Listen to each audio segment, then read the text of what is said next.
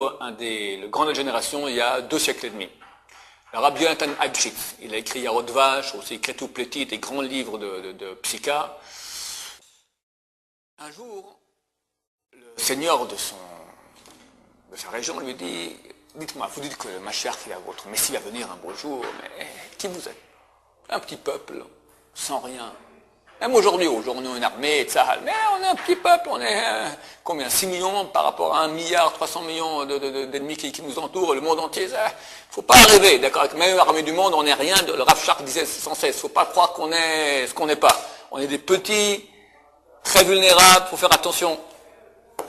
Alors comment lui dit, plus forte raison à l'époque, on n'avait rien du tout, on était un peuple en exil. Votre Messie viendra, il y a des armées, l'armée prusse, l'armée russe, l'armée française, l'armée britannique, des immenses grandes armées. Comment votre Messie viendra, comment il va faire la guerre, comment il va montrer qu'il sera un grand?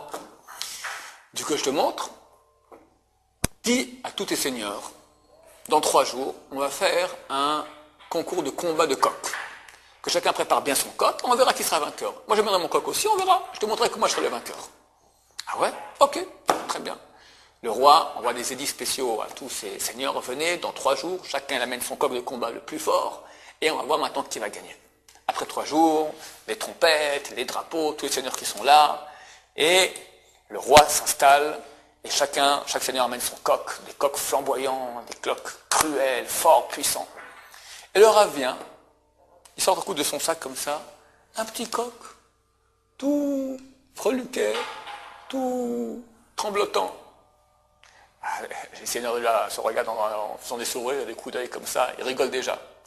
Bon, les trompettes sonnent, le roi ordonne que le combat commence. On jette les coqs dans l'arène. Et le combat commence. Les coqs l'un sur l'autre, ils se griffent, ils se mordent, ils se griffent. Le petit coq du rab, il va se cacher dans un petit coin comme ça, il fait rien du tout.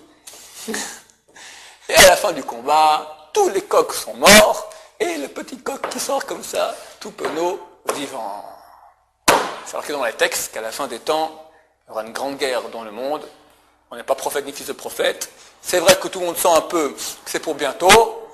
On ne sait pas quand ça se passera. C'est marqué très clairement qu'il y aura une grande guerre entre l'Occident et l'Orient. Alors je rajouterai même un petit truc que j'ai pas...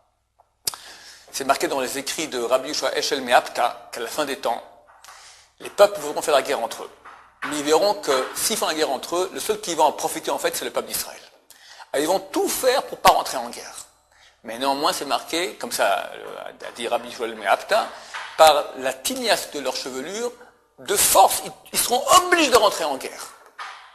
Et il a rajouté, on peut dire cela en mon nom, comme si on entendait de la bouche d'un prophète.